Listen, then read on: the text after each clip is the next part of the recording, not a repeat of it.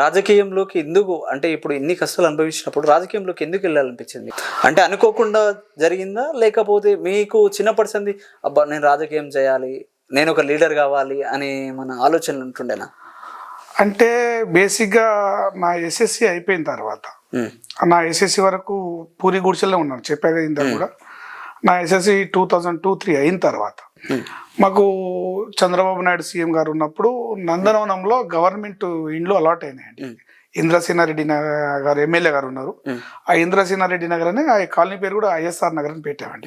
దాంట్లో మాకు గవర్నమెంట్ ఇల్లు అలాట్ అయింది. దాంట్లో మేము ఇల్లు అలాట్ అయినప్పుడు మాకు వచ్చిన 30 గజాల ఇల్లు 300 గజాల ఇల్లేక ఫీల్ అయినాం. ఆ ఇల్లు మాకు ఇల్లు వచ్చింది, అమ్మో ఇంట్లో ఉన్నాం అని. అక్కడ నందనవనంలో అంత స్లమ్, ఆ పెద్ద స్లమ్. ఇప్పుడు ఈ గ్రేటర్ హైదరాబాద్ లో అది కూడా స్లమ్లలో పెద్ద వన్ ఆఫ్ ది స్లమ్.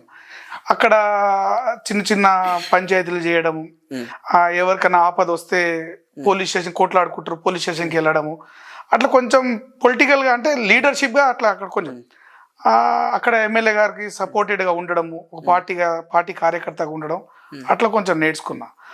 ఆ తర్వాత ఏదైనా ఉంటే హైదరాబాద్లోనే సెటిల్ అవ్వాలి, లేదా హైదరాబాద్లోనే ఏదైనా రాజకీయమో బిజినెస్ అనుకున్నా.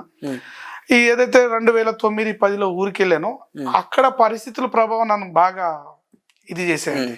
ఇక్కడ పొలిటికల్గా ఉండాలి, మా తండకు రోడ్ లేదు. మనం ఏ కాలంలో ఉన్నామండి?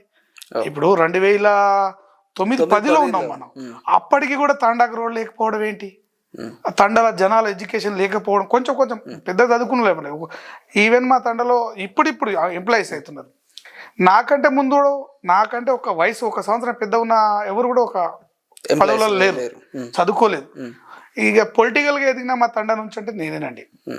ఊరికి వెళ్ళడం, తండకు రోడ్ లేకపోవడం, జనాలను అవేర్నెస్ తేవడం, చదువుకోవాలి, చదివించుకోవాలి, మనం బాగుపడాలి, హైదరాబాద్లో అతి దగ్గరలో ఉన్నాం మనం. అట్లా కొంచెం నాకు పొలిటికల్గా ఎంట్రీకి నాకు సుముఖం దారి చూపించింది. రెండోది ఏదో అంటారు కలిసి వచ్చే కాలం వస్తున్నట్టు, అది కాస్త మా వనపర్తిలో ఎస్టీ రిజర్వ్డ్ కావడం, సర్పంచ్ పదవి ఎస్టీ రిజర్వ్ కావడం. ఈ ఎస్టీలలో ఇక ఉన్న మాకు నందివనపర్తికి 2 తండాలు ఉండే, ఒకటి ఏనకిన్ తండ, ఒకటి బొల్లిగుడి తండ, ఇంకొకటి చిన్న రజనీ తండ. ఈ తండాలలో అక్కడి నుంచి కూడా ప్రత్యర్థులు ఉంటారు, వాళ్ళు ఉన్నారు. మా తండ నుంచి మా తండ వాళ్ళు, అరే బాబు నువ్వు హైదరాబాద్లో ఎదిగినావు, కొంచెం యాక్టివిటీగా ఉన్నావు, పొలిటికల్ లీడర్లతో మాట్లాడగలుగుతావు, కొంచెం చురుగ్గా ఉన్నావు, నువ్వైతేనే బాగుంటుందని తండ అంతా సపోర్ట్ చేసి, కొంచెం రాజకీయ నాయకులు మా ఊర్లో కొంచెం గౌరవ పెద్దలు కూడా సపోర్ట్ చేసి ఎస్టీ స్థానంలో సర్పంచ్ వచ్చింది కాబట్టి పోటీ చేశా. నందివనపర్తి ప్రజలందరూ ఆదరణతోటి, చుట్టుపక్కల తండాలు, పిల్లిపల్లి, కొమ్మన్బాయ్, అయ్యవారిగూడెం, ఏనకింత అందరి ప్రజల ఆదరణతోటి భారీ మెజార్టీతోటి ఒక 650 ఓట్లు పై చిలుకుతోటి మండలంలో 20 గ్రామ పంచాయతీలో ఫస్ట్ స్థానమో సెకండ్ స్థానం ఐ థింక్. నాకు కూడా అప్పుడు 2013లో జరిగింది ఎలక్షన్స్.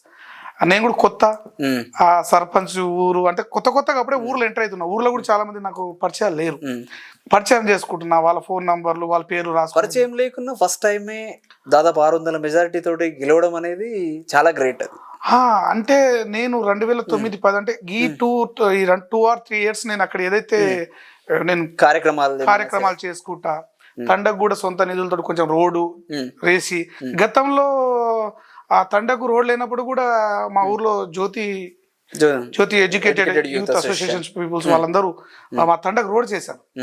కొంతవరకు చేశారు వాళ్ళు కూడా, ఎందుకంటే వాళ్ళు రోడ్లలో మట్టి పోసారు, రోడ్ని గుంతల కాడ మట్టిలు పోసారు, చెట్లు తీశారు. వాళ్ళు చేసిన దానికి నేను కూడా కొంచెం సపోర్ట్ చేసి దానికి కొంచెం రోడ్ చేసేసాను.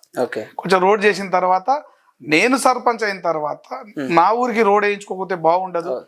ఇంత పెద్ద తండ, ఊరు నుంచి 5 కిలోమీటర్లు, స్కూల్ పిల్లలు ఉన్నారు, కాలేజీకి వెళ్ళే పిల్లలు ఉన్నారు, బస్సు రావాలి, ఎడ్యుకేషన్ కి దూరం అవుతున్నారు, కూరగాయలు పండిస్తారు, వాళ్ళ కోసం బస్సు కోసం లేదా ట్రాలీ కోసం ఆటో కోసం వెళ్తుంటారు, వాళ్ళ కోసం అన్నా చేయాలని చెప్పేసి రోడ్ వేసారంటే.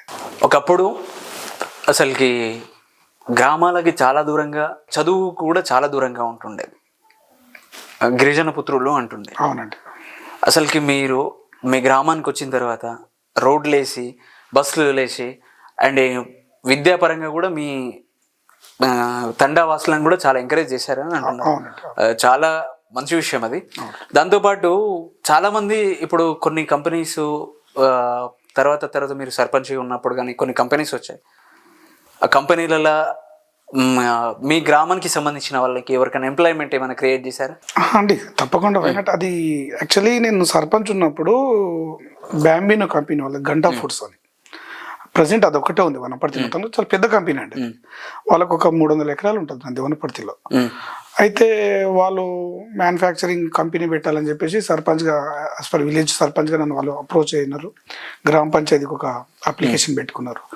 నేను కూడా కంపెనీ వాళ్ళతో కలిసి మాట్లాడాను, అసలు ఏంటి కంపెనీ ఏంటి, ఏం పెట్టగలరు, ఊరు వల్ల దీనివల్ల ఏమైనా పొల్యూషన్ అవుతుందా, లేకపోతే దీనివల్ల రైతులకు పంట పొలాలకు ఏదైనా ఎఫెక్ట్ అవుతుందా, మనకు కూడా తెలియదు కదా, ఏం జరుగుతుందో తెలియదు, మనం కొత్త కదా. ఇక నలుగురిని పెద్దవాళ్ళ ఊర్లో ఉన్న గ్రామ పెద్దలను కూడా నేను అడగడం జరిగింది, ఇట్లా పెడతా అనుకుంటారు, ఇట్లా ఇట్లా ఈ విషయంలో ఇది ఒక కంపెనీ వస్తుంది, దీనివల్ల మన ఊర్లో మ్యాన్ పవర్ అంటే ఉద్యోగాలు కల్పన. ఇప్పుడు ఉద్యోగ కల్పన అంటే మామూలుగా 10th డిగ్రీ చదువుకున్న వాళ్ళు గవర్నమెంట్ ఉద్యోగం, ప్రభుత్వ ఉద్యోగం రాక ఇబ్బంది, ప్రైవేట్ ఉద్యోగాలకు అట్లా ఎంతమంది మీరు ఎంప్లాయ్మెంట్ ఇవ్వగలుగుతారంటే మేము ఒక 1000 మందిని ఇవ్వగలుగుతామని చెప్పేసి వాళ్ళ కంపెనీ వాళ్ళు ఉన్నారు. ఈ యొక్క ఊరే కాదు, మీ యొక్క ఊరే కాదు, మీ పక్క చుట్టుపక్కల ఉన్న ఊర్లు, ఉదాహరణకు ఎగ్జాంపుల్గా తాడిపర్తి కానీ, కుర్మిద్ద కానీ, మేడ్పల్లి కానీ, సింగారం కానీ, యాచారం నుంచి కూడా, చింతల నుంచి కూడా, అలా మన యాచారం మండలంలో ఉన్న ఒక 10-15 ఏదైతే 20 విలేజ్ ఉన్నదో దాంట్లో ఒక 6-7 విలేజ్ నుంచి ఇప్పటికీ కంపెనీలో పనిచేస్తున్నారు.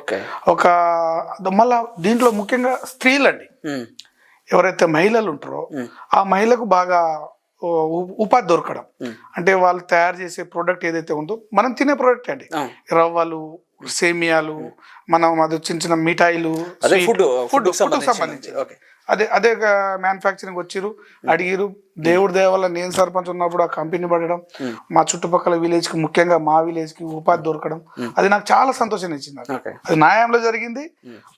ఊర్లో ఉన్న నిరుద్యోగులకు, ఎవరైతే మహిళలు కానీ లేకపోతే పురుషులు కానీ ఎవరైతే ఉన్నారో వాళ్ళకు ఉద్యోగం దొరకడం, అది న్యాయంలో జరగడం నేను చాలా సంతోషంగా భావిస్తున్నాను.